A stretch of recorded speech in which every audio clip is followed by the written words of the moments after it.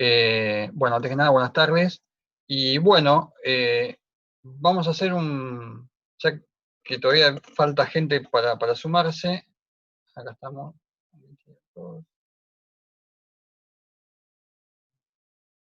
Mientras, ahí está, mientras se van sumando.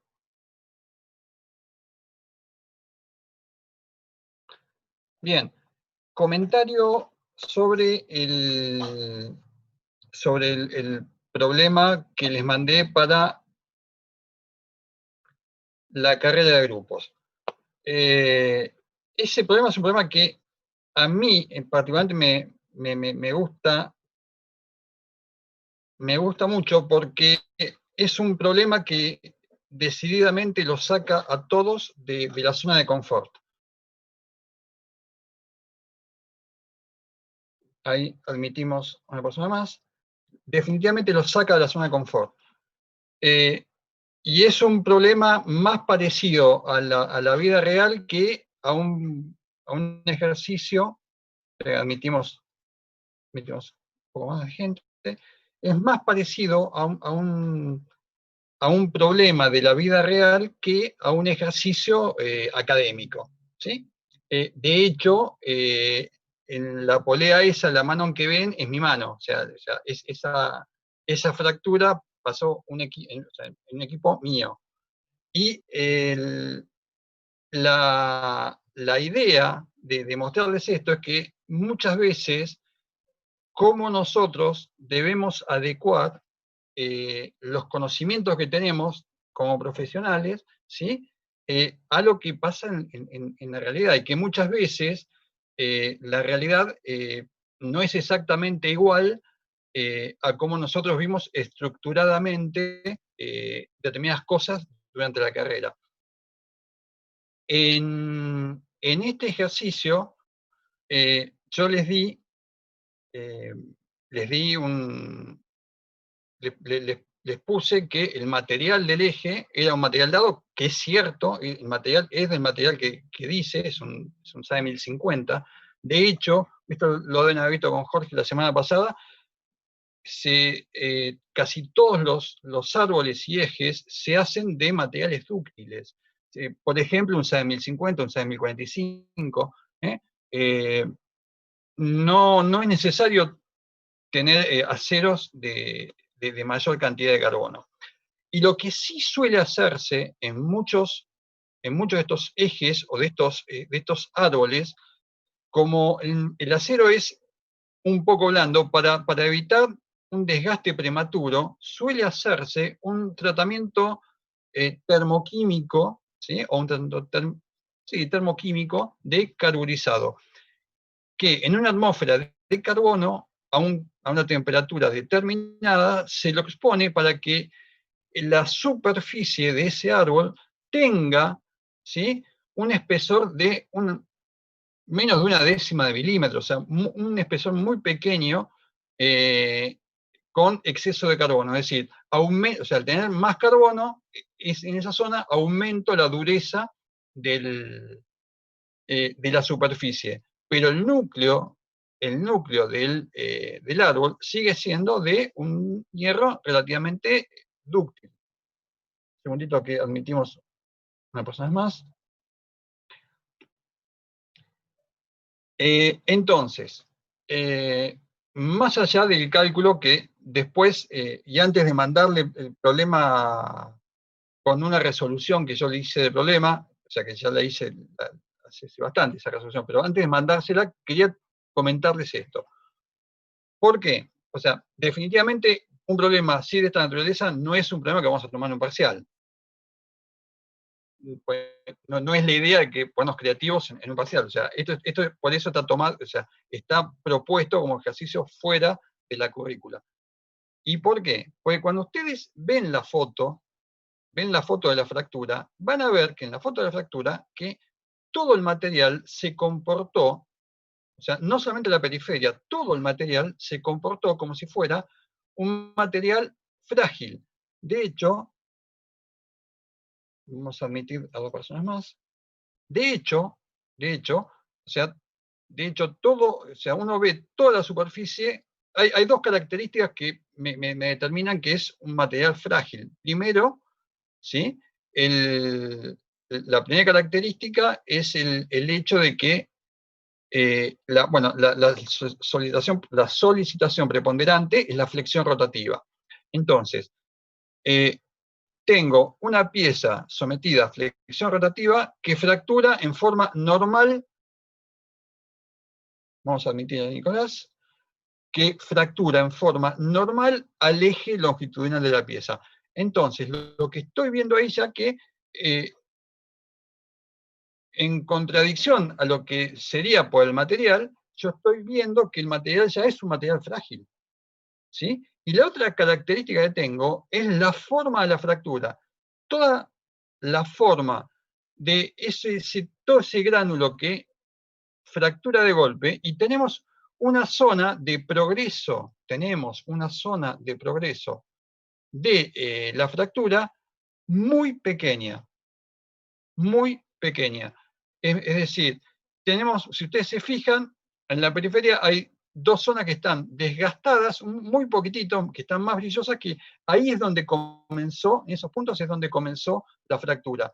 Y fíjense que la zona resistente de la pieza, ¿sí?, colapsó enseguida. Ni siquiera fracturó, o sea, le dio tiempo de progresar a la fractura. O sea, todo el material fue tremendamente frágil. Cuando, o sea, esta pieza que estaba mostrando es la pieza de un cabezal de compresión de un compresor. Cuando yo hablé con el proveedor, digo, escúchame una cosa, ¿qué material le pusieron? Me dice, no, esto fue una falla nuestra, nos dice. ¿Por qué? Porque el material es un acero 1050, pero ya hubo un exceso de carburizado, es decir, dejaron en el horno, o sea, los ejes junto con otros elementos, ¿sí?, y le dieron el tiempo de carburizado de otros elementos, o sea, y se carburizó completamente el eje. Entonces, cuando vean la resolución que yo hice, van a ver, dice, pero este tipo está loco, o sea, me da datos de un material y usa otra cosa que saca de la galera. Bueno, o sea, y esto lo hago así, o sea, en el hecho de que en la vida profesional les va a pasar estas cosas, en las cuales ustedes dicen, sí, yo tengo una 06 1050, ¿sí?, y no saben de repente que en otro proceso, ¿sí?, se modificaron las propiedades del material. Cuando yo resuelvo, ¿sí?, que aplico el espacio de Goodman modificado para calcular si la tensión T sub 0 que había calculado era correcta, no utilizo los datos del acero SAE 1050, sino que uso, o sea, lo que hice fue buscar en la bibliografía, lo tienen el Ziegler, o sea, lo pueden googlear, o sea, sacan los datos de ese último, el S último y el SE de vida infinita a la fatiga, no para un SAE 1050, pues ya la composición química de mi material cambió. Entonces, lo que usamos es, lo que yo usé para resolverlo, es la composición de una fundición gris, que es una solución de compromiso, porque el problema es en realidad bastante más complejo de lo que parece a priori, porque en realidad no tengo una fundición gris, pero el material que estoy tratando se comporta como si fuera una fundición gris. Se comporta como si fuera una fundición gris. Con esto pasan dos cosas. Lo primero que pasa es que el material pasa de ser un material muy dúctil, pasa a ser un material extremadamente frágil. Cambia el límite de vida infinita a fatiga. Las zonas más comprometidas del árbol siempre está bien en flexión rotativa. ¿no? Y es una flexión rotativa combinada con torsión. Pero la zona más comprometida del árbol, ¿sí? Va a ser, alguien me puede decir, es lo mismo la zona que está sometida a compresión que la zona que está sometida a tracción. No. Cuando tenemos materiales extremadamente frágiles, como es el caso de las fundiciones, ¿sí? Las fundiciones tienen una mayor resistencia a la compresión que a la tracción, ¿sí? De hecho, fallan siempre primero en la zona donde se tracciona que en la zona donde se comprime.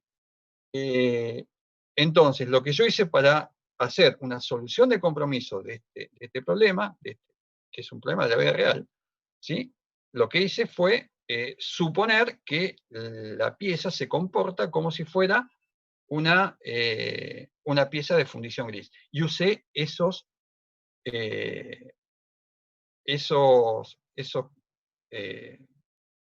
parámetros, ¿sí? Bien. Dicho esto, ¿cómo voy a, o sea, con qué visión voy a corregir los ejercicios que ustedes me mandaron? Bueno, los ejercicios que ustedes me mandaron, si ustedes plantearon, o sea, todos aquellos que hayan planteado correctamente, ¿sí? El ejercicio, no importa, perdón que tengo una persona en la sala de espera. Ahí, adelante Marco. Entonces, todos aquellos que hayan planteado correctamente, ¿sí? El desarrollo del problema para calcular las tensiones, para calcular las fuerzas, o sea, independientemente de esta disquisición del material, el problema está bien hecho. Y lo voy a considerar bien hecho. Más allá de que la idea de que vean, ¿no es cierto?, cómo se... Oh, perdón, sigue llegando gente. Ahí. Más allá de que la idea es que visualicen, perdón, ahí está, metimos aquí más, la idea es que visualicen, ¿sí?, cómo interactúa la realidad con todo lo que sabemos y que en realidad los ejercicios, que muchas veces nosotros los vemos por separado, muchas veces están completamente combinados. Bien, vamos a ir después de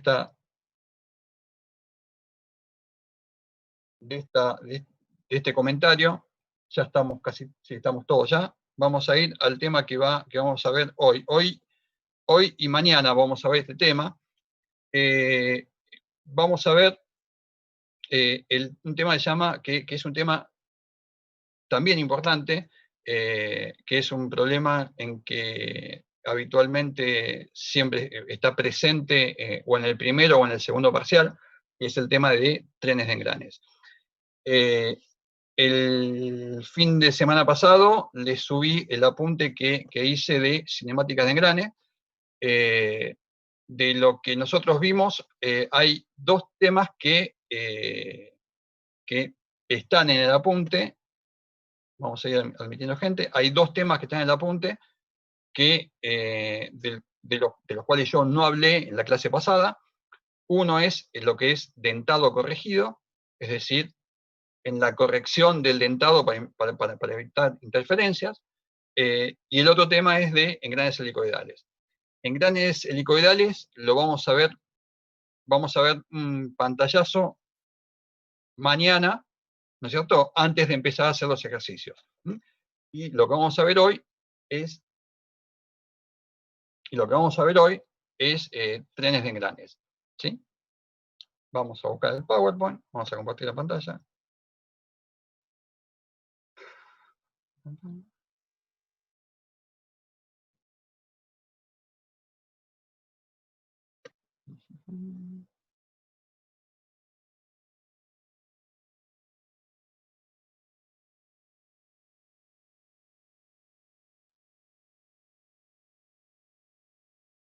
Bien. Entonces,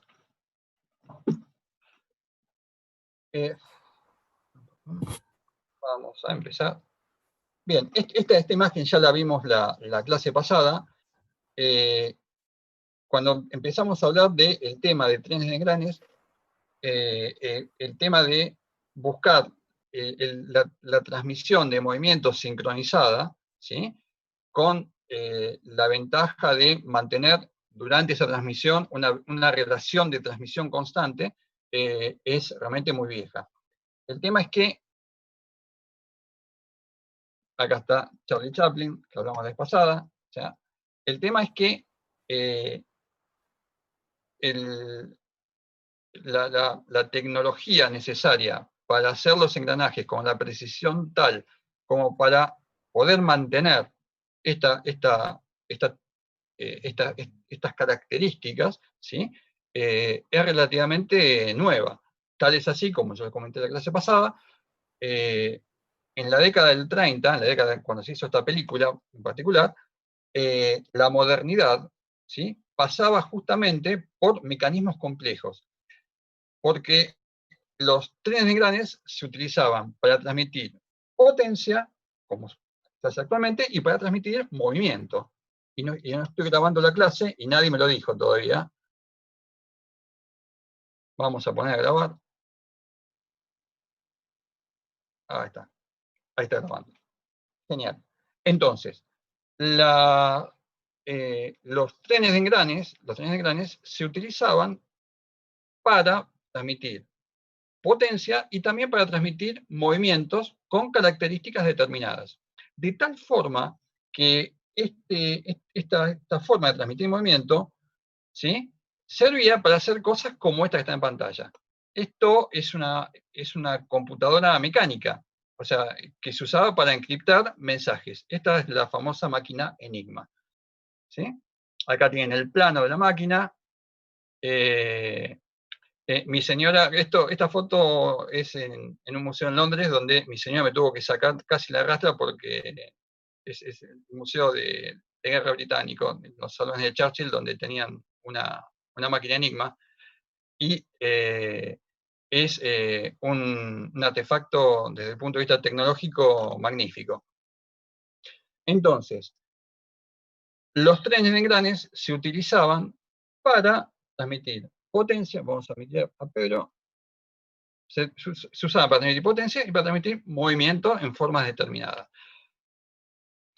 Entonces, ¿qué entendemos por trenes de engranes? Trenes de engranes es todo mecanismo, ¿sí? Todo mecanismo todo mecanismo de ruedas dentadas, que engranan entre sí cumpliendo la ley del engrane. Es todo mecanismo de ruedas dentadas que engranan entre sí cumpliendo la ley del engrane. Entonces, ¿qué es lo que vamos a necesitar para tener trenes de engranes? Para tener trenes de engranes vamos a necesitar tener engranajes fabricados con la precisión y con la estandarización adecuada que tenemos hoy en día.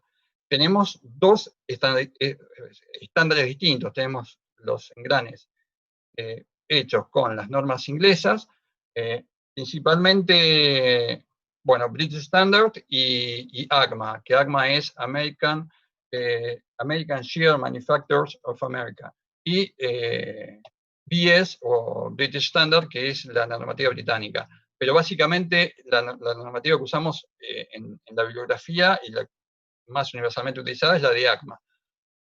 Y la normativa ISO, que se usa como referencia para todas las normas de los países que utilizamos el sistema métrico o el sistema internacional.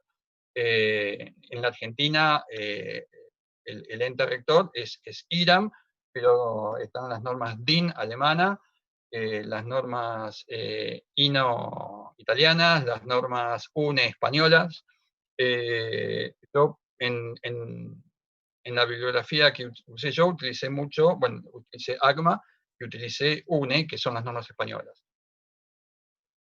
Entonces, tenemos que los dientes están normalizados. Los dientes por lo general van a tener una zona de adendum, que es de donde va la circunferencia primitiva hasta la cabeza del diente, ¿sí?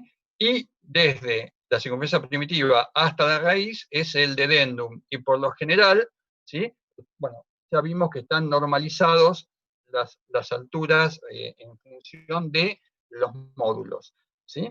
¿Y qué era el módulo? El módulo del engranaje era es una cantidad expresada en milímetros, ¿sí?, que me expresa la cantidad de dientes que tiene el engranaje dividido el diámetro primitivo del mismo.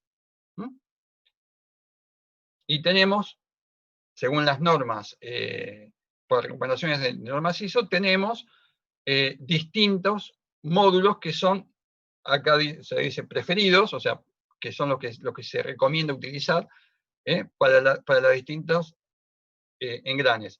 Entonces, todos los trenes de engranes que nosotros fabriquemos, ¿sí?, por lo menos, los engranajes que engranan entre sí dentro de un mismo tren tienen que tener el mismo módulo. En algunos casos, si el tren, vamos a ver más adelante, tiene varias etapas, podrán tener módulos distintos en distintas etapas, pero se recomienda que siempre tenga el mismo módulo, ¿sí? Y acá tenemos la cantidad de, o sea, las medidas distintas en unidades, o sea, en el sistema métrico internacional y en el sistema inglés en la parte de abajo, donde en el sistema inglés no utilizan el módulo, sino que utilizan el paso, ¿sí? Y en la nomenclatura del paso usan la nomenclatura de dientes por pulgada, ¿sí? Vamos a seguir más adelante.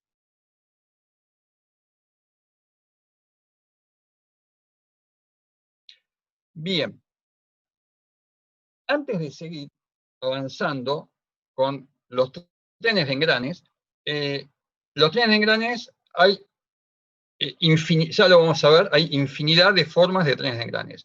Nosotros, en la clase de hoy, vamos a dedicarnos a ver trenes de engranes de engranajes rectos, ¿sí? No vamos a ver dientes de engranes, o sea, trenes de engranes de engranajes cónicos, o sea, como por ejemplo puede ser el diferencial de un automóvil, ¿sí? Pero sí vamos a ver trenes de engranes que se usan en la mayoría de los reductores industriales que nosotros vamos a ver en nuestra carrera. Entonces, los trenes de engranes, como definición de nomenclatura, ¿sí?, todos aquellos trenes de engranes cuyas ruedas dentadas están apoyadas sobre vínculos fijos, ¿sí?, se llaman ordinarios. Todo tren de engrane que no es ordinario se llama planetario. ¿Cuándo se va a dar esto? Cuando un engranaje puede girar alrededor de otro, ¿sí? O sea, no está fijo. Ahora bien, si el tren es planetario, tenemos dos clases, o sea, las ruedas dentadas, ¿sí?, los trenes que son ordinarios pueden ser con engranes exteriores o con engrane interior y exterior. Los que son planetarios, cuando engranan, ¿sí?, por el exterior los dos, o sea que son dos ruedas dentadas exteriores, se llama epicicloidal, ¿sí?, epicicloidal. Y cuando engrana un engranaje interior, como puede ser una corona dentada, con un piñón, ¿sí?, se llaman hipocicloidales. Cuando el plano de todas las ruedas dentadas, ¿sí?, cuando todas las ruedas dentadas están en un mismo plano, cuando todas las ruedas dentadas están en un mismo plano, el tren de engranaje se va a llamar simple. Simple, aparte de la denominación de ordinario planetario, se va a llamar simple. Cuando yo digo que un tren de engranes es ordinario, todos sus ejes están fijos. Cuando un tren de engranes es planetario, alguno de sus ejes no está fijo. Cuando un tren de engranajes ordinario o planetario, digo que es simple, quiere decir que todas sus ruedas dentadas están en un mismo plano. Cuando digo que un tren de engranajes es compuesto, ¿sí?, quiere decir que no es simple, es lo contrario de simple, y quiere decir que tengo engranajes dispuestos en varios planos.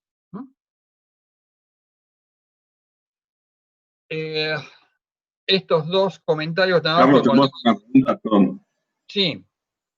Basta con que solo una rueda dentada esté fuera del mismo plano que contiene a todas las otras para que sea compuesto. En general, Tommy, si, o sea, en realidad no va a haber una rueda dentada, sino por lo menos dos ruedas dentadas que estén fuera del plano, ¿sí? Porque siempre todas las ruedas dentadas en los distintos planos, todas engranan. ¿Está claro? Está bien. Listo. El tema de los subíndices lo vamos a desestimar porque esto estaba puesto para un apunte que ya no utilizamos, ¿sí?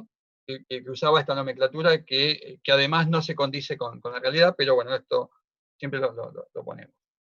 Bien, entonces, ya sabemos de la importancia de los trenes de engranajes. Entonces, vamos a ver un primer, el más clásico de todos los trenes de engranajes, que es este que está acá. Y hagamos como decía Albert Einstein decía un Gedankenexperiment. Un Gedankenexperiment quiere decir un experimento de pensamiento, ¿no? Un experimento mental. ¿Sí? ¿Cómo les parece que se llama este tren de engranajes? Ya, una, una, una idea. ¿Cómo se llama? Esto en la clase presencial es más divertido, pero bueno, acá yo me pregunto y yo me contesto. Entonces, este tren de engranes, ¿sí? Fíjense, los vínculos, que es donde apoyan los ejes de los engranes, están fijos, ¿sí? Entonces, va a ser un tren ordinario, ¿sí?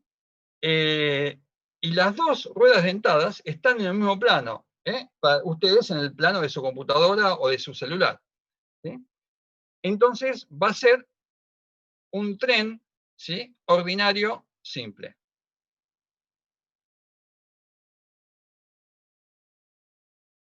Bueno, vamos a admitir a Camila. Fantástico. Es un tren ordinario simple. Entonces, este tren ordinario simple, ¿sí? Este tren ordinario simple, ¿sí? Tiene otra característica. Es un tren ordinario simple que engrana con ruedas, ¿sí? Con ruedas exteriores. Cuando yo denomino este tren, sería incorrecto decir que este tren es epicicloidal. No es epicicloidal, pues los epi o hipo, vamos a meter a Patricio, porque los epi y los hipos se aplican solamente a trenes planetarios, ¿sí? Y este es un tren ordinario, ¿sí? Entonces, tenemos que la potencia, ¿sí? Va a entrar por uno de los ejes, ¿sí? Que le va a transmitir una velocidad angular a un engranaje 1, ¿sí?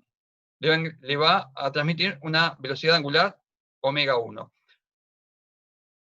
La característica que va a definir, o sea, la característica visible, o sea, que va a tener este engranaje 1 y el engranaje 2 también, ¿sí? Y que se puede ver fácilmente, alguien me puede decir, che, ¿cuál es la característica principal de este engranaje? Que acá están representados las superficies primitivas. Dice, y la cantidad es el diámetro primitivo. Macanudo. El tema es que el diámetro primitivo yo no lo puedo medir fácilmente, ¿sí? Y habíamos visto que teníamos una relación entre diámetros primitivos y cantidad de dientes. Y la cantidad de dientes, de acá abajo, en el cuadradito acá tengo un ejemplo de cómo sería el engrane de dos engranajes de estas características, ¿sí? La cantidad de dientes es muy fácil, las puedo contar. O sea, ni siquiera necesito un instrumento de precisión. Bueno, yo necesito los anteojos, pero ustedes seguramente ni eso necesitan. Entonces, siempre que hablemos de trenes de engranes, ¿sí? Más allá de que en algún ejercicio, para que piensen un poco, les vamos a dar los diámetros y cosas por el estilo, siempre las variables principales que vamos a estar utilizando son las velocidades angulares, que las podemos medir en radianes por segundo, o por lo general las vamos a medir en revoluciones por minuto. que es, que es la magnitud habitual en la técnica con la cual se miden las velocidades angulares en trenes de engranes. Entonces, vamos a tener una velocidad de entrada que se va a aplicar al eje, pero que se va a transmitir a la rueda dentada 1, ¿sí? Que la rueda dentada 1 va a estar caracterizada por la cantidad de dientes. La cantidad de dientes la simbolizamos con la letra Z, ¿sí? Con Z1. Y vamos a tener que el engranaje 2 va a tener una velocidad omega 2 y va a tener una velocidad de salida, ¿sí? Que va a ser omega 2 también. Lo primero que vemos que cuando tenemos engranajes que engranan los dos en forma externa, las velocidades angulares tienen signo distinto. ¿Sí? Entonces, vamos a hacer un análisis, ¿sí?, de nuestro primer tren de engranes, que es el tren de engranajes, el planetario, el tren ordinario simple. Entonces, tenemos que en el punto de contacto la velocidad tangencial es la misma, ¿sí? Con lo cual, nosotros podemos plantear la relación entre el radio y la velocidad angular, que es igual para ambos engranajes, y tenemos además que planteamos la relación de los módulos, ¿sí? El módulo era el diámetro dividido la cantidad de dientes. Lo que también sabemos que, por condición cinemática, el módulo de ambas ruedas dentadas que engranan tiene que ser el mismo, ¿sí? Entonces,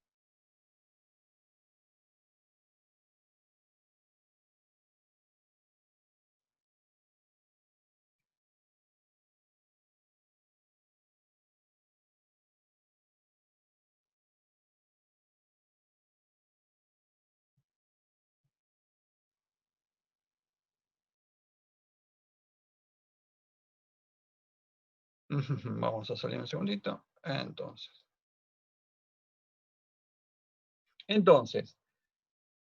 lo que vamos a tener es que cuando planteamos, ¿sí?, el concepto de velocidad tangencial, ¿sí?, y planteamos el concepto de módulo, sacamos una primera relación entre velocidades angulares y cantidad de dientes, que va a ser el chiste de toda la clase. O sea, para los distintos tipos de trenes de engranes, ¿sí?, lo que nos va a interesar, básicamente en esta clase, que vamos a ver trenes de engranes desde el punto de vista cinemático. Cuando lo veamos desde el punto de vista dinámico, de resistencia, vamos a ver otras cosas más. Pero en esta clase en que nos interesa ver la cinemática de los trenes de engranes, nos va a interesar siempre relacionar las velocidades angulares con la cantidad de dientes de las distintas ruedas dentadas, ¿sí? Entonces, en esta rueda dentada vamos a ver que la primera relación que tenemos es que omega 2 sobre omega 1 va a ser igual a Z1 sobre Z2 con signo menos. ¿Qué quiere decir este signo menos? ¿Qué quiere decir el signo menos? Este signo menos me está dando la pauta de que la velocidad de entrada, ¿sí?, suponiendo que la potencia entra por la rueda de entrada 1, ¿sí?, la velocidad de entrada tiene un sentido de giro, un sentido de giro opuesto al de la velocidad de salida. Sentido de giro de entrada distinto, ¿sí?, diferente del sentido de giro de salida. Opuesto. Entonces el signo va a ser menos.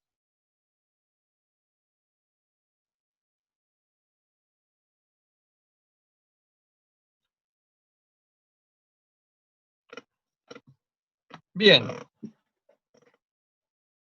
¿Qué tenemos acá? ¿Qué es esto que aparece acá? Esta cosa media extraña que aparece acá. Acá tenemos un engranaje que es este, que es una rueda o corona, ¿sí? Se la llama corona también a este tipo de engranaje, ¿sí?, que tiene un dentado interior. Esta corona tiene un dentado interior. Y este piñón que está acá, tiene un dentado exterior. Entonces, este engranaje, opinión, está fijo en su posición, y esta corona, ¿sí? Esta corona, que es esta que está acá, ¿sí? Tiene una base en el fondo, que acá a los efectos prácticos del dibujo no está, pero tiene una base en el fondo, que gira también sobre un eje fijo. Entonces, ambos vínculos, ¿sí? Los vínculos de los ejes de los dos engranajes están fijos, ¿sí? Entonces, si los dos engranajes, ya sus ejes están sobre vínculos fijos, es un tren ordinario. Los dos engranajes están sobre un mismo plano, entonces es un tren ordinario simple. Y alguien me puede decir, che, pero se llama igual que el otro. Sí, se llama igual que el otro. Si lo quiero diferenciar, lo que puedo decir es que este es un tren ordinario simple con un engrane de piñón y corona, o con un engrane exterior e interior. El tratamiento que hago para este tren de engranes desde el punto de vista matemático es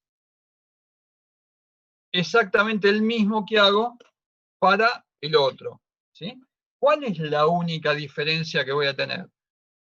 Que en el tren de engranajes, cuando tengo un engranaje exterior y otro interior, como es el caso este, ¿sí? En este tren de engranes voy a tener que el sentido de giro de ambas ruedas coincide, es el mismo. Entonces, la fórmula que tenía antes para relacionar las velocidades con la cantidad de dientes es la misma, pero cambia, ¿sí? El signo. Pero cambia el signo como lo tenemos acá abajo. Bien. ¿Qué tenemos acá? Apa, ¿qué es esto? Bien, esto es de vuelta un tren. Esto de vuelta es un tren ordinario simple. Es un tren ordinario simple. Pero este tren ordinario simple tiene una característica en el cual tengo más de una rueda dentada. Tengo varias ruedas dentadas.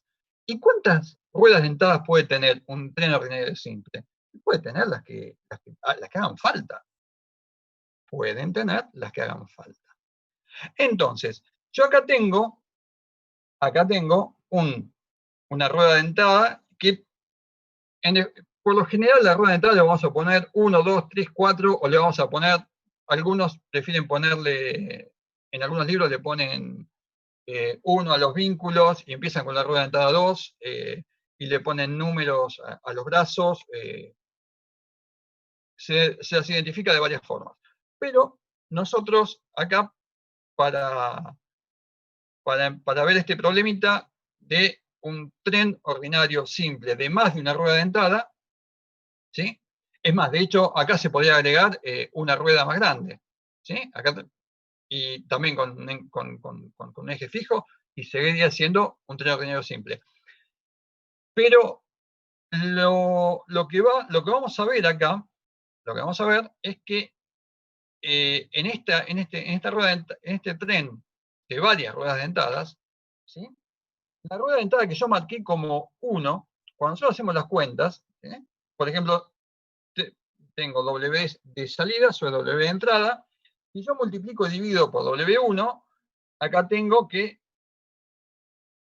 este WS sobre W1 es menos Z1 sobre ZS, y que es la relación correspondiente a este engrane de acá. Y la correspondiente a este engrane de acá va a ser menos ZE sobre Z1, y se me terminan yendo, ¿sí?, los valores de la rueda intermedia, que muchas veces la rueda dentada o el engranaje intermedio se lo llaman engranajes parásitos, ¿sí? Y suponiendo que el rendimiento, ¿sí?, del mecanismo es cercano al ideal, o sea, en general que haya más ruedas dentadas no modifica nada, ¿sí? Lo que sí, desde el punto de vista cinemático, tengo que el valor de los dientes y de la velocidad de esta rueda intermedia no interviene en la relación de transmisión final. Y esto es lo primero que me tiene que hacer clic en la cabeza. Cuando tengo una línea de varias ruedas dentadas, ¿sí? Todas fijas o sea, a un mismo bastidor, ¿sí? La relación de transmisión depende básicamente de la rueda inicial y de la rueda final. En algunos casos, alguien podría decir, Carlos, o sea, y si esto es así, ¿por qué en lugar de poner un montón de ruedas dentadas para hacer una transmisión de transmisión, ¿sí? No pongo dos ruedas grandotas y problema resuelto? Esta misma pregunta que se hicieron ustedes, se la hizo un ingeniero argentino que fue mundialmente conocido como uno de los mejores armadores de autos de turismo, que no sé si ustedes lo conocen, pero sus padres seguramente sí, era el ingeniero Orestes Berta. Orestes Berta alguna vez preparó en la Argentina coches de prototipo basados en el motor más exitoso de la Fórmula 1, fue el Ford Cosworth. Y el Ford Cosworth tenía la transmisión, en lugar de tener correa de distribución, tenía una transmisión por un tren de engranajes de 32 ruedas dentadas. Sí, 32. Y cuando Orestes Berta vio esto, dijo, yo acá tengo mucha pérdida por fricción. Le voy a poner le voy a poner nada más que 8 ruedas dentadas. Le aumento el diámetro y pongo 8 ruedas dentadas. Y efectivamente, ganó dijo, el Ford Cosworth en desarrollo inglés, ¿no? Y lo primero que pensó, según comentan en la anécdota, dice, estos ingleses no lo vieron esto. Y el tema es que, efectivamente, los coches preparados con esos trenes de engranes funcionaban fantástico durante 2 vueltas o 3 vueltas. Y a la cuarta vuelta se fundieron. ¿Qué es lo que estaba pasando? Cuando nosotros agrandamos mucho el diámetro de las ruedas dentadas, aumentamos mucho la velocidad tangencial que tiene la misma, ¿sí? Y al aumentar la velocidad tangencial, y esto lo vamos a ver más adelante, vamos a necesitar dos cosas. Primero, que la tecnología de fabricación sea óptima. Y lo segundo que voy a necesitar, ¿sí?, es asegurarme la lubricación, porque altas velocidades tangenciales van a impedir el paso del lubricante entre ruedas dentadas, que fue lo que le pasó al ejemplo de Orestes Berta, ¿sí? Así que, obviamente, esas carreras las perdió y después tuvo que volver al modelo de 32 ruedas dentadas. Y entendió por qué los ingleses usaban ese tren de engranes, un tren ordinario también, como este que está acá. Vamos a seguir más adelante. Entonces, nosotros dijimos que el tren ordinario, ¿sí?, si tengo 4 ruedas dentadas, ¿sí?, el tren ordinario va a depender siempre de las velocidades angulares de entrada y salida y de la cantidad de dientes de engranajes de entrada y salida, ¿sí? Y yo veo que si yo desarmo la relación, veo que en las fracciones, en los numeradores, tengo todos los zetas motores. Y en los denominadores voy a tener todos los zetas conducidos. El Z1 es el Z de entrada, y el ZS es el Z4 es el Z de salida. Entonces, yo puedo, o sea, si le voy a poner 2, pongo 3, si le voy a poner 3, pongo 4, si le voy a poner 4, pongo N ruedas dentadas. ¿Qué es lo que me va a interesar, la relación que me va a interesar saber? Me va a interesar saber que, y esto se cumple para todos los trenes de engranes, ¿sí?, ordinarios. Para todos los trenes de engranes ordinarios. Para los simples y para los compuestos, como lo vamos a ver en un momento, ¿sí? Entonces, acá yo puedo generar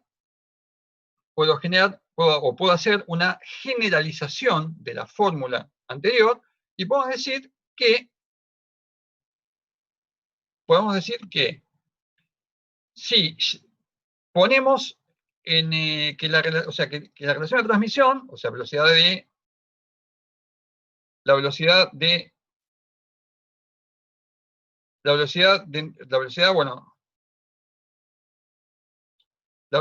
salida sobre la velocidad de entrada, ¿sí? Va a ser igual a la productoria de las cantidades de dientes de los engranajes motores dividida la cantidad de dientes de los engranajes, o sea, la productoria de los dientes de los engranajes conducidos. En el caso de que yo tenga todos los engranajes en el mismo plano, va a pasar que, como pasa en este caso, ¿sí?, que el Z3 se simplifica con este Z3, este Z2 con el Z2, y me termina quedando Z1 sobre Z4.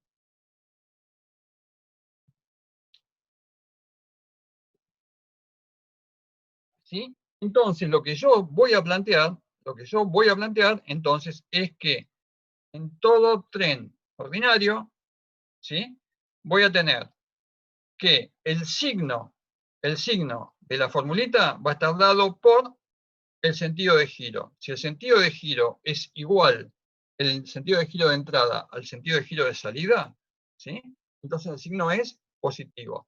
Si el sentido de giro de entrada es distinto al sentido de giro de salida, el signo va a ser negativo, ¿sí? Y la fórmula me va a quedar que la velocidad de salida sobre la velocidad de entrada va a ser igual al signo generado por este concepto, que si lo quieren poner en forma matemática, pueden contar la cantidad de ejes y ponen -1 elevado a la cantidad de ejes. Pero siempre es más fácil, para no complicarse la vida, o sea, por lo general, en la cantidad de engranajes que tenemos nosotros, que son 3, 4, 5, siempre uno, si son pares o impares, uno puede determinar si giran igual o si giran en sentido distinto. Entonces, y en el numerador voy a tener la cantidad, o sea, la productoria de los zetas, ¿sí?, motores sobre los zetas conducidos. Ajá. Bien. Carlos, Sí, señor. tengo una consulta que capaz es media obvia, pero cuando vas aumentando, viste que dijiste que cuantos más... Olvídate de la media hora porque estamos con un Zoom provisto por la Facu, o sea que es el Zoom Pro, o sea, no tenemos limitaciones de tiempo. Ah, no, dije media obvia. Perdón. Ah, no, me entendí media hora. No, ya nos pasamos el cuarto media hora. No, te decía Dale. que cuando, viste que dijiste que cuantos más engranajes tenés, la Sí. velocidad tangencial entre ellos es... No cuanto más engranajes, cuanto mayor es el radio de la rueda de entrada. La velocidad tangencial Claro, aumenta sí, no en sí. función de la cantidad de engranajes, sino en función del diámetro de la rueda de entrada. Claro, sí, perdón, me expresé mal. Si ya tenés determinado el sistema, o sea, las distancias, cuantos más tenés, más chiquitos son, entonces la velocidad tangencial va a ser más chica. Exactamente. Y entonces la idea es que vayas aumentando, o sea, el motor va a ser más chiquito y vas aumentando así hasta el más grande que va a ser el de la salida. ¿O no No necesariamente? entiendo la pregunta. Digamos, o sea, vos tenés del 1 al 4, el 1 va a ¿Sí? ser el más chiquito de todos, el 2 el segundo más chico, el 3 y No, el 4. no necesariamente. Pueden ser, o sea, los tamaños de las ruedas dentadas, o sea, los determinás con o sea, cuando vos tenés un reductor, vos tenés que ingresa una velocidad por un engranaje. Un segundito que me voy a quedar sin batería en cualquier momento. Les pido un segundito, por favor.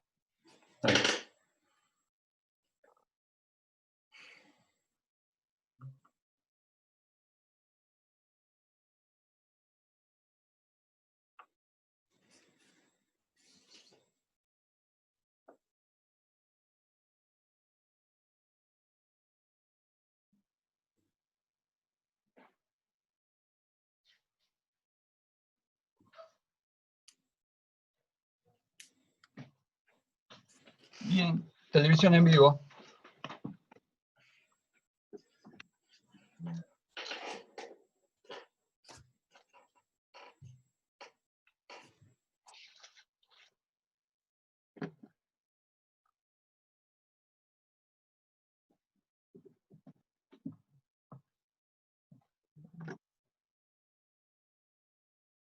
Ahí estamos. Bien, se hizo la luz de vuelta. Bueno, volvemos a la pregunta. Marco. Sí. Entonces, vamos, acá, estamos acá, sí. Decime, ¿cuál es la historia? ¿Viste que va aumentando el diámetro del 1 al 4? Sí, pero esto es, o sea, por lo general, la rueda motora siempre, o sea, vos buscás relación de reducción de velocidad. Entonces, por lo general, la rueda motora siempre es más pequeña que la rueda de salida final. ¿Mm? Pero la relación de transmisión se da justamente entre la relación entre los diámetros de estas dos ruedas. O sea, puede ser al revés también. Lo que yo digo es que eventualmente, manteniendo la relación, yo podría aumentar, en lugar de tener estas 4 ruedas, podría tener una rueda que tenga, o sea, un diámetro que sea o sea, el equivalente al de la 1 y la 2, y otra que tenga el diámetro de la 3 y la 4. Entonces vos fijate que ahí los diámetros de las ruedas que me quedarían, la 1 y la 2 nuevas, es mucho mayor que los diámetros chiquititos que tengo antes. Y Bueno, ahí es donde gracias. aumenta mucho. ¿Lo ves eso? Sí, sí. Bien. Sigamos entonces.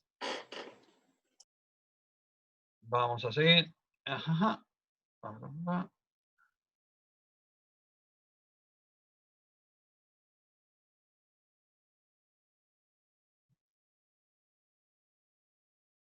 Bien. Entonces, ¿qué tenemos acá? Acá tenemos, bueno, ya el PowerPoint me jugó una mala pasada, ya tenemos me jodió la sorpresa. Tenemos un tren ordinario compuesto. Compuesto. ¿Por qué compuesto? Porque tenemos ruedas dentadas en un plano y ruedas dentadas en otro plano. Tenemos engrane en este plano y engrane en este plano. ¿Sí? Entonces el,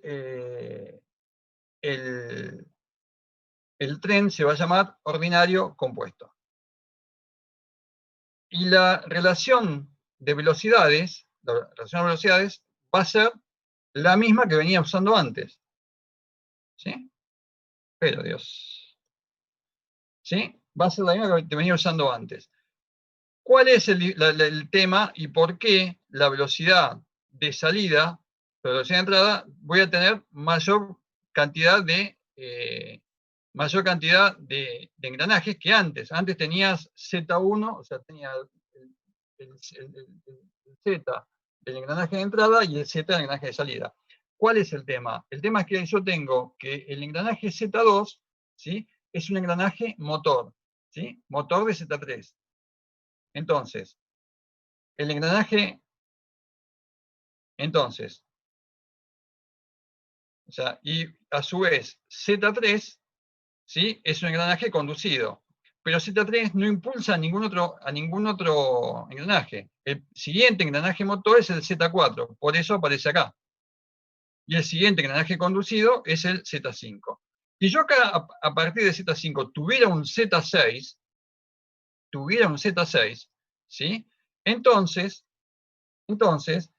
el último engranaje conducido sería el Z6, o sea, Z5 aparecería acá arriba, ¿sí?, y abajo aparecería el Z6, porque el Z5 estaría impulsando al Z6, y se simplificaría.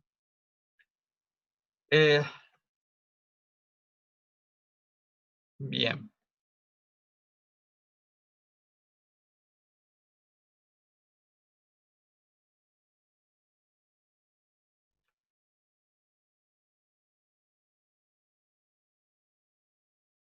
Bien. Y ahora empiezan algo que es bastante divertido. ¿Cómo se imaginan que se llama este tren de engranajes?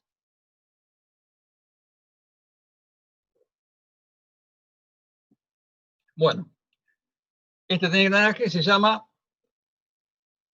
o sea, este engranaje este eje no está fijo. ¿Por qué? Porque este eje tiene la facultad de poder girar alrededor de este eje que está fijo. Como este engranaje 3, ¿sí? Está engranando con el 2, pero tiene la posibilidad de girar alrededor del engranaje 2 y del centro del engranaje 2, que están fijos, este sistema, este tren de engranajes se llama planetario. Tren de engranajes planetario. Como las dos ruedas dentadas están en un mismo plano, se llama tren planetario simple. Pero además es planetario. Y dijimos que los planetarios, en función de que engranaran en forma externa o en forma interna y externa, se llamaban epi o hipo. Estos dos engranan en forma externa. Entonces, este tren de engranes se llama tren de engranes planetario epicicloidal, va de vuelta. Tren de engranajes epicicloidal simple. Tren de engranajes epicicloidal simple. Acá está escrito. Tren planetario epicicloidal simple. Y ahora van a empezar a entender por qué me tomé el trabajo de hacer el glosario al principio de la clase. ¿Sí? Entonces, tenemos un tren planetario epicicloidal simple.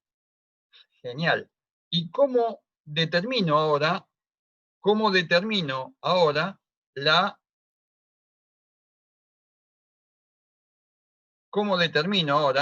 la relación de velocidades entre velocidades y vientos? Entonces, el primer cristiano, acá al costado, les puse una ejemplificación de cómo se puede hacer un tren planetario epicicloidal simple, ¿sí? Y cómo se puede configurar un brazo, acá está el costadito, cómo puedo configurar un brazo para, vamos a poner un puntero, cómo se puede configurar un brazo, ¿sí? Para que tenga el engranaje central, que es el verde, el sol, ¿sí? ¿Sí? El engranaje verde que está acá es como el engranaje 2 que tengo acá, este es el engranaje planetario, y cómo coloco un brazo solidario, o sea, a un eje, o sea, en este caso el eje, la potencia ingresa por el eje y mueve al engranaje. Es decir, que la potencia ingresa por el engranaje 2, o sea, por el eje que activa el engranaje 2. ¿Hay otra forma de que entre potencia en este sistema? Sí, hay otra forma. La forma es que, como el hueco por donde pasa, este es un hueco por el cual pasa el eje del brazo, que el brazo es giratorio. Entonces, yo puedo cortar este eje del engranaje solar, ¿sí? Y puedo extender el eje del brazo, ¿sí? Y conectar el eje del brazo a un motor eléctrico. Y la potencia puede ingresar por el brazo también. O sea, yo tengo dos formas, yo puedo configurar este tren de dos formas distintas. O bien que la potencia ingrese por el engranaje 2 a través de su eje motor, o bien que ingrese por el brazo. Muchos de los problemas con este tipo de trenes, por lo general me va a interesar saber cuál es la potencia que sale por el brazo y cuál es, o sea, cuál es la velocidad de giro que ingresa cuál es la velocidad de giro del brazo dada una velocidad de giro motora del engranaje 2 determinada. Es un problema clásico. ¿Y cómo puedo hacer para darme cuenta? ¿Cómo puedo hacer para darme cuenta cuánto vale la relación de velocidades? Entonces, si la primera fórmula de esto la hizo un señor llamado Willis, y Willis dijo, a ver, si yo pongo un sistema de referencia fijo en el brazo, como cuando estábamos, no sé si ustedes vean mecánica racional, pero en física tengo que haber visto, o sea, yo pongo un eje de referencia fijo en el brazo, y yo me paro acá en el brazo. Cuando lo hacemos en clase, acá siempre hago el dibujito de alguno, por ejemplo me dibujo yo acá arriba del brazo, pero bueno, acá no daba para esto.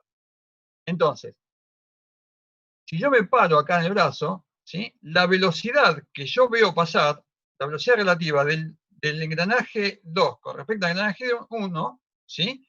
Va a ser, si quiero ver la del engranaje 2, va a ser la velocidad, o sea, perdón, si quiero ver la del engranaje 3, va a ser la velocidad de salida, que es omega 3, menos la velocidad de brazo.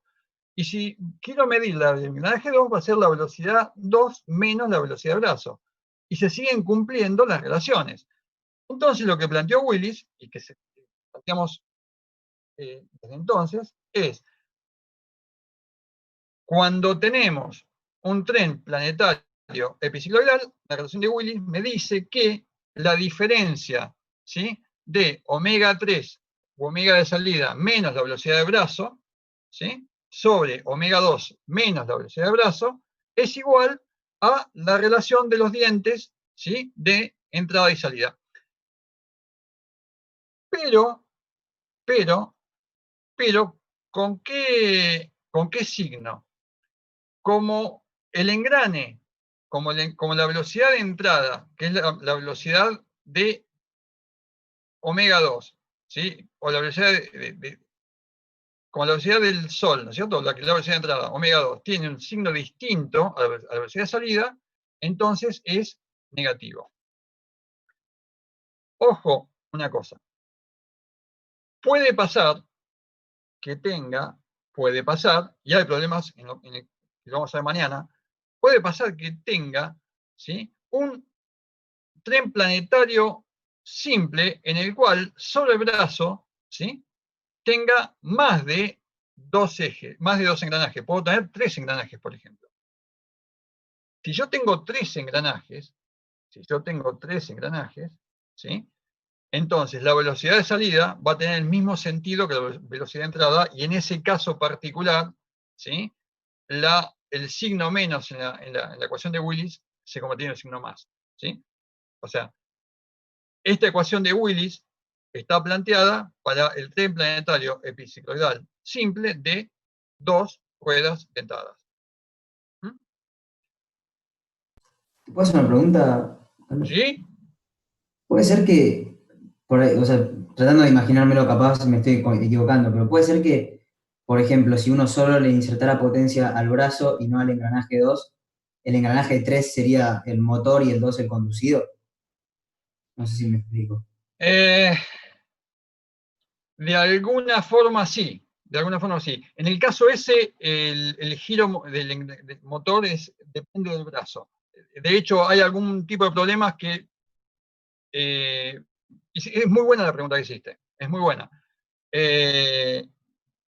En general, cuando es así, se toma que el sentido de giro de entrada es el sentido de giro del brazo, ¿sí? Entonces, en ese caso también cambiará el signo, pero no los quiero complicar, y ese tipo de problemas trato de esquivarlos cuando los tomamos porque para que no se confundan, ¿sí? Ah, Pero de alguna forma, o sea, en realidad el motor es el brazo, ¿sí? Pero el instrumento de transmisión de ese motor es el engranaje 3. Y está bien lo que estás diciendo. Porque la velocidad de salida va a ser por el engranaje 2. bárbaro, gracias. No, por nada. Bien. Entonces,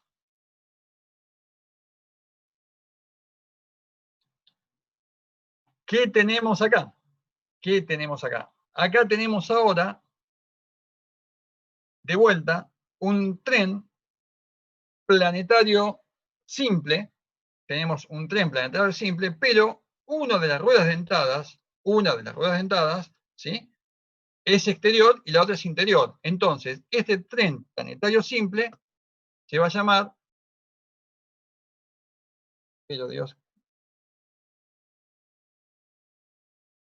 este tren planetario simple se va a llamar tren planetario, esto está mal acá, esto es hipo,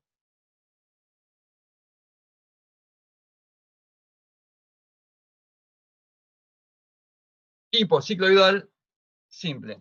Tren planetario hipocicloidal simple. Y la fórmula de Willis, va a ser exactamente la misma. Y la fórmula de Willis va a ser exactamente la misma, pero con una diferencia. Como las velocidades de las ruedas dentadas tienen las dos el mismo sentido de giro, como las ruedas dentadas tienen los dos el mismo sentido de giro, vamos a tener que en la fórmula de Willis, acá tengo un más en lugar de un menos. Un más en lugar de un menos. Y de vuelta, la misma observación que teníamos antes. ¿Sí? Si yo en mi brazo tengo más de una rueda dentada, tengo que observar cuál es el giro, o sea, si el giro de entrada coincide o no con el giro de salida. Vamos a seguir.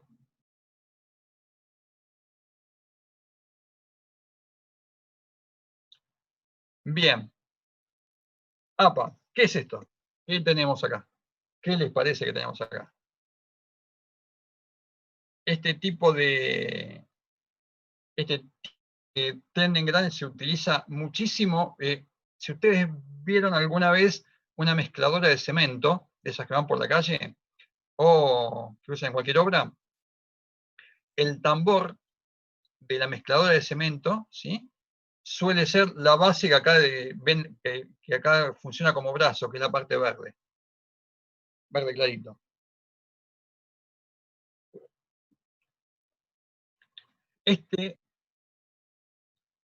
Acá lo tenemos más en perspectiva, para que vean cómo funciona. Este tren se llama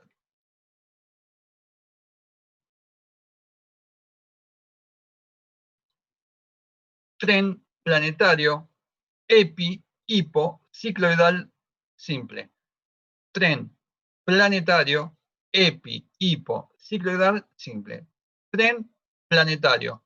¿Por qué planetario? Porque uno de los ejes, este en particular, ¿sí?, es un eje que no está fijo. ¿Sí? Este eje puede girar alrededor,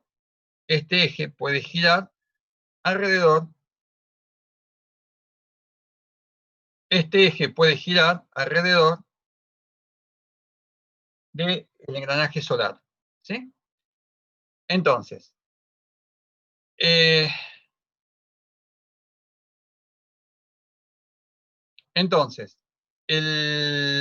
el contacto entre, es tren planetario porque uno de sus ejes no está fijo.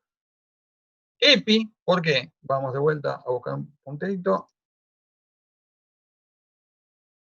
Epi, ¿por qué? Pues el contacto entre estas dos ruedas dentadas es exterior, epi, y el contacto de esta rueda con esta otra es exterior.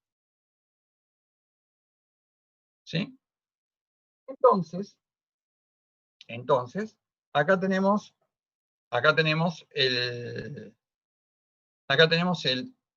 un diagrama de cómo se puede hacer este tipo de trenes de engrane. Y acá tienen un poco lo que yo les decía hoy con respecto a cómo se puede configurar el brazo para que eventualmente el brazo pueda ser el motor o el conducido, o que por lo general, o una de dos, o la potencia va a ingresar por el brazo, ¿sí?, y va a salir, y puede salir por la corona, ¿sí?, o puede salir por el engranaje solar, ¿sí?, o bien puede ser que la potencia ingrese por el engranaje solar y salga por la corona, y usando brazo como intermediario, que ese es el caso de las mezcladoras de cemento. ¿Sí? Entonces, si nosotros desarrollamos Willis, ¿sí? Haciendo la proyección, ¿cierto?, entre la entrada y la salida, voy a tener que omega de salida menos omega de brazo, o sea, sobre omega de entrada sobre omega de brazo, o sea que va a ser omega 4 sobre omega menos omega de brazo sobre omega 2 menos omega de brazo, me va a dar menos Z2 sobre Z4. Y acá se pone de manifiesto lo que decíamos con el tema del signo. Fíjense que uno puede decir, pero Carlos, si acá el engrane es hipocicloidal, termina siendo hipocicloidal, ¿por qué el signo es menos? Porque fíjense que la velocidad de salida, ¿sí?, es contraria a la velocidad de entrada. ¿Mm? O sea, ¿por qué? Porque se invierte con el engranaje este. Si hubiera un engranaje más en el medio, volvería a ser positivo. ¿Mm? Esto es un chino. O sea, nosotros, los que hicimos dibujo mecánico, todas esas cosas,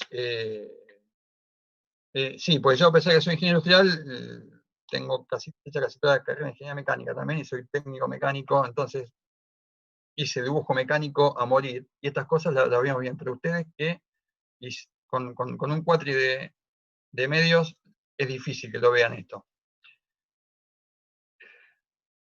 Este engranaje, este tren de engranes, se llama tren planetario doble epicicloidal compuesto. Y ahora me tomé el trabajo de hacerlo en perspectiva, de hacerlo un poquito más claro. Tren planetario doble epicicloidal compuesto también aparece en algunos libros como tren planetario epicicloidal, pero en realidad a mí me gusta más la nomenclatura de esta doble epi porque tenemos dos planos, este plano en donde actúan Z2 y Z1, y este plano donde actúa Z3 y Z4.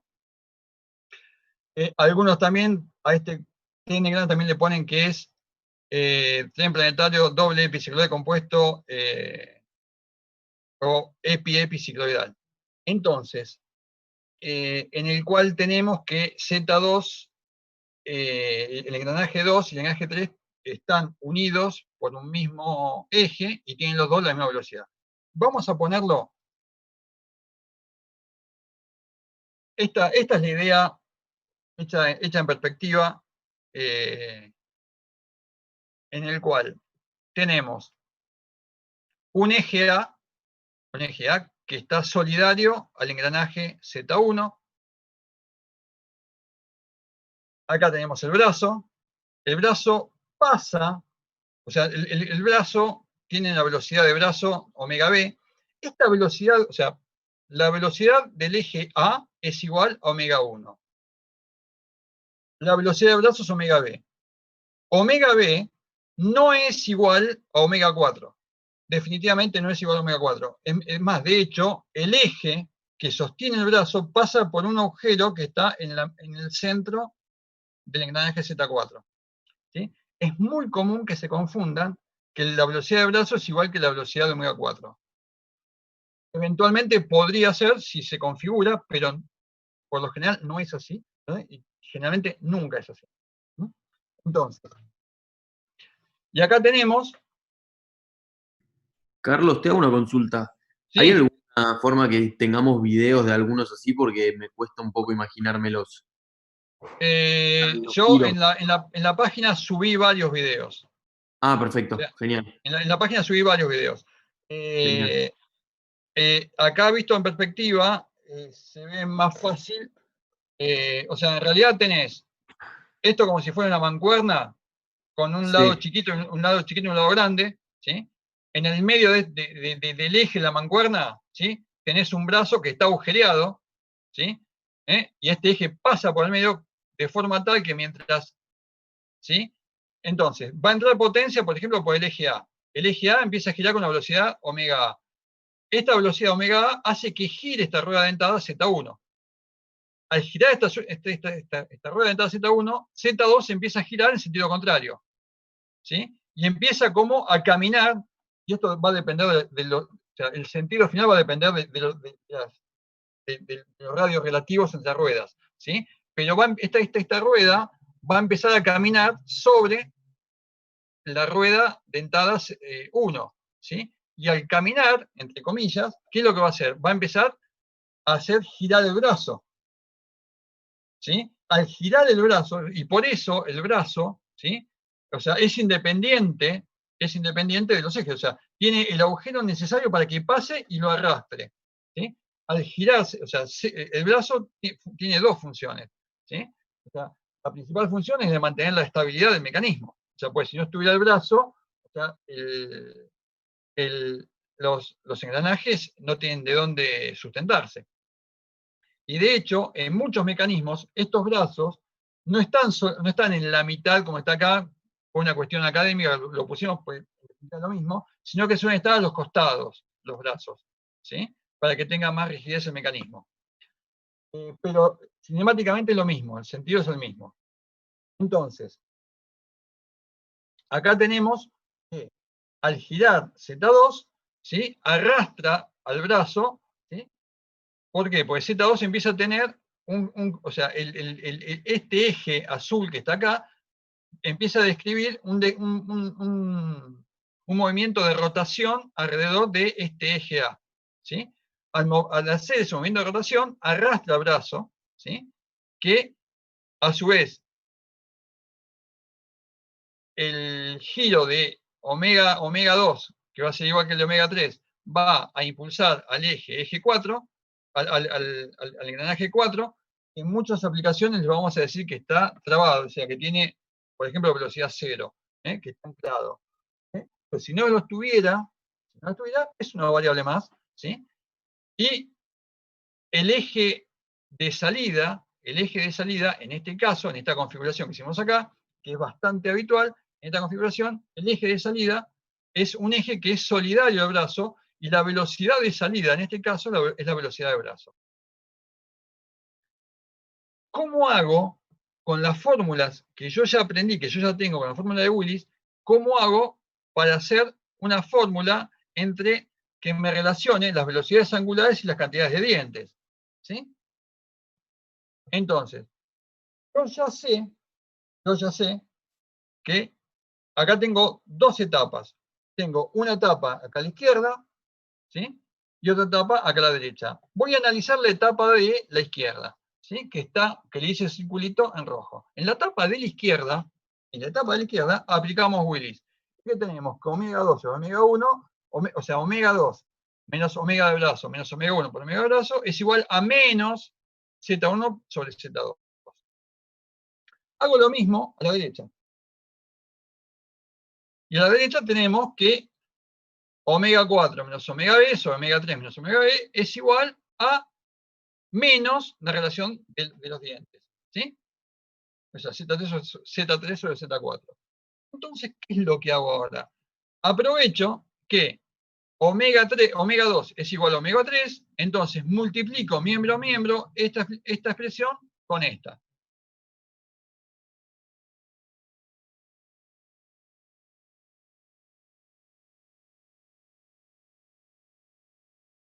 Al multiplicar miembro a miembro ambas expresiones, me va a quedar una expresión final en la cual tengo que omega 4 menos omega B sobre omega 1 menos omega B va a ser igual a más Z3 por Z1 sobre Z4 sobre Z3.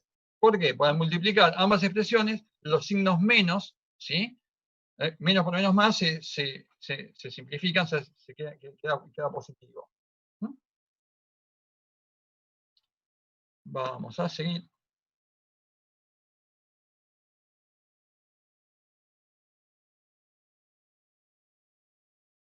Bien. Bien. ¿Qué tenemos acá? ¿Qué tenemos acá? Acá tenemos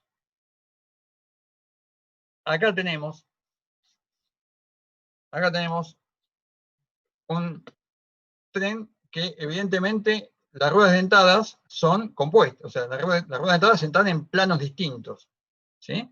Además, evidentemente tengo que va a haber acá no se ve el brazo está en la parte de atrás, pero evidentemente estas 3 ruedas dentadas van girando, o sea que estas 3 ruedas dentadas van girando alrededor de la corona. Entonces, este tipo de tren de engranes, que es muy común en algo que ustedes usan, especialmente los que trabajan en el centro, usan casi todos los días, que es los reductores de ascensores. Este tren de engranes es súper común en trenes de ascensores. Es súper compacto y tiene una capacidad de reducción espectacular. Este tren, entonces, es planetario, porque parte de muchos de los centros no están fijos.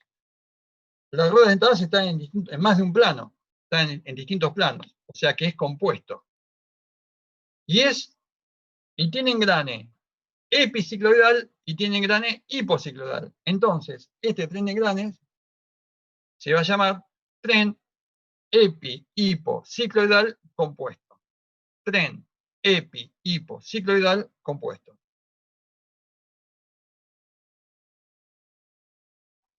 Y haciendo, o sea, el ejemplo del epi-hipocicloidal compuesto lo tenemos visto en corte acá. Acá tenemos donde que Z4 es la corona, es esto que está acá. Si yo esto lo veo en corte, Z4 y Z4. ¿Sí? El engranaje Z1 es este del centro, que está acá. Z2 es este que está acá, es este de acá. Perdón, este es Z3, y este que está acá abajo es Z2, que es este que está acá. Y este que está acá, y este que está acá, ¿cómo se llaman? ¿Cuáles son? Bueno, estos que están acá abajo, en realidad podríamos no contarlos. ¿Sí? Podríamos no contarlos. ¿Por qué? Pues desde el punto de vista cinemático, son los mismos Z2, que es este que está acá, y Z3 es este que está acá. ¿Mm? Cuando yo hago el análisis cinemático de este tren de engranes, me voy a concentrar solamente en uno de los brazos. Estos brazos que están acá a los costados, estos brazos que están acá, y estos engranajes que están acá a los costados, ¿para qué se agregan? Se agregan porque estructuralmente van a tener mejor resistencia, y la resistencia de los engranajes va a ser mayor si yo tengo mayor cantidad de brazos. Entonces, de este tipo de engranajes voy a tener con 4 brazos, con 3 brazos, ¿sí? Por lo general entre 3 y 4 brazos. ¿Sí? ¿Para qué? Para que los esfuerzos en los dientes, los engranajes, se repartan mejor. Ahora bien, ¿es necesario que cuando hago el análisis considere todos? No, cuando hago el análisis considero uno solo. Considero un solo brazo. Entonces, esto lo considero desde el punto de vista geométrico. ¿Sí? Entonces, cuando hago lo mismo, dividiendo, o sea, en la etapa 1 y en la etapa 2, ¿sí? Voy a tener que la fórmula que me queda es una fórmula muy parecida a la que tenía para el doble epicicloidal. Nada más que me queda con la fórmula cambiada de signo. Fíjense, acá tengo un signo menos. Y esto es lógico, porque cuando yo planteo la fórmula de Willis acá a la izquierda, ¿sí? La fórmula de Willis me genera un signo negativo para la etapa de la izquierda. Cuando voy a la etapa de la derecha, la fórmula de Willis me va a generar, ¿sí? un sentido de giro positivo. Entonces, cuando yo multiplique las dos, el signo final que va a quedar va a ser negativo. Por eso el signo menos ahí abajo.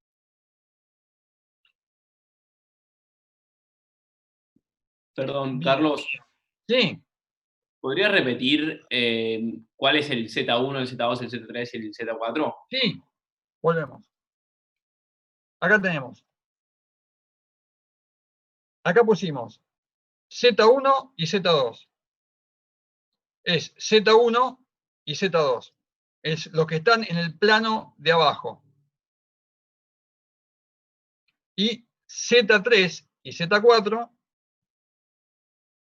estos son Z3, estos Z3, estos Z3, ¿sí? Y la corona es Z4. ¿Para que salimos de acá un poquito?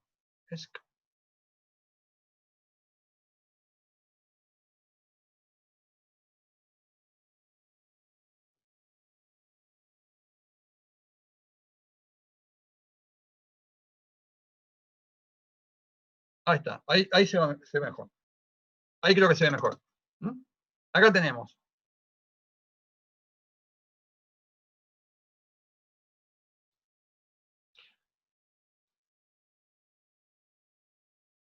Acá tenemos, fíjate.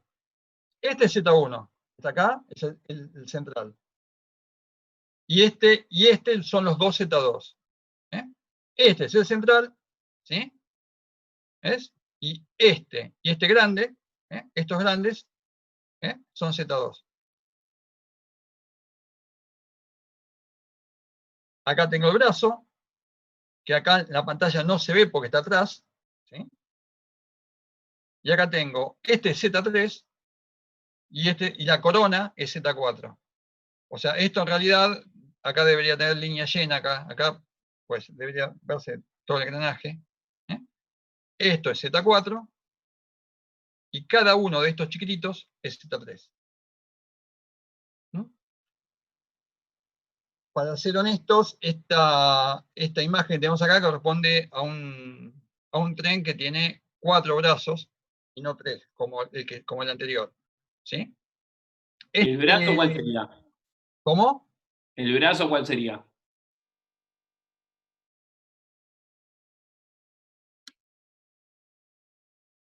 El brazo sería esto que está acá.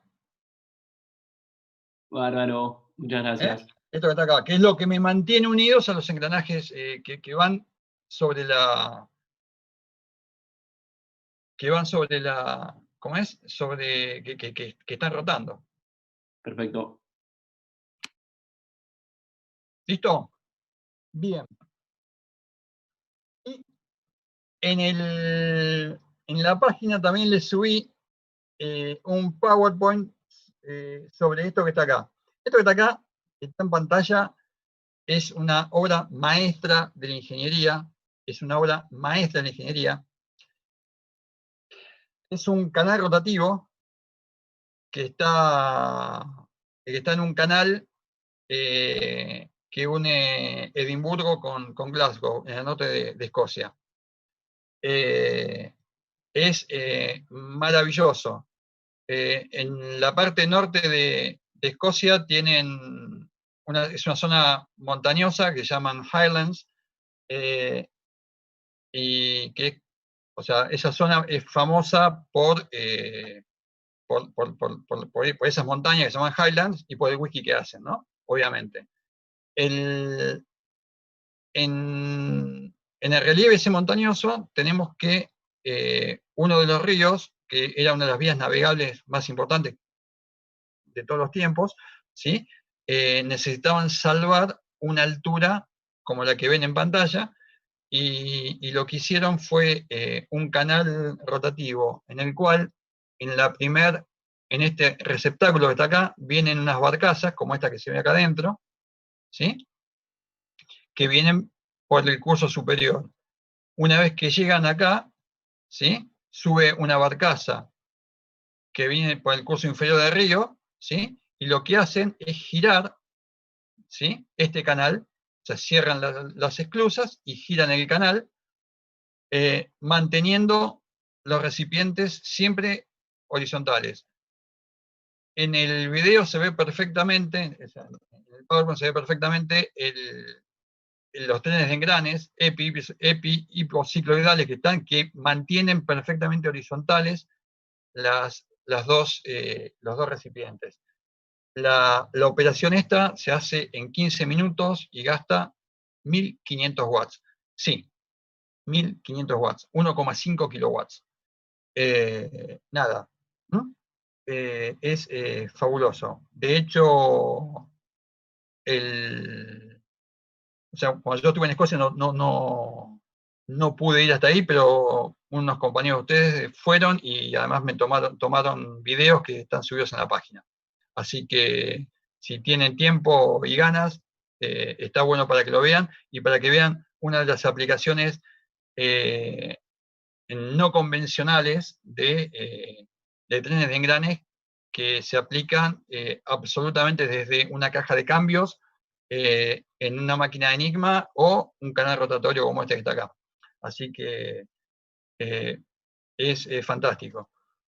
Bueno, mañana, quedamos más o menos bien. Mañana nos vamos a dedicar entonces a hacer unos problemas y vamos a hacer problemas de trenes de engranes y vamos a hacer problemas de trenes de engranes y vamos a ver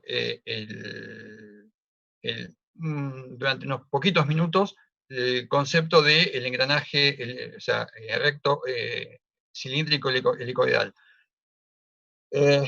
No me olvidé del ejercicio de la carrera de grupo para esta semana. El tema es que quiero que esta semana y la que viene hagamos ejercicios de trenes de engranes. Entonces, mañana voy a explicar los ejercicios y ya con la teórica que expliqué hoy, mañana les voy a poner un ejercicio de trenes de engranes para esta semana que entra. Así que, para esta semana actual, o sea, se los debería haber dado el sábado, así que le voy a dar unos días más para que lo hagan. Pero la idea es que ejerciten este tema, pues suelen tomarse o en el primero o en el segundo parcial, pero siempre algún ejercicio de estos entra. Y siempre me gusta que mis alumnos con esto tengan puntos gratis. Así que, chicos, esto es todo por hoy. Nos vemos.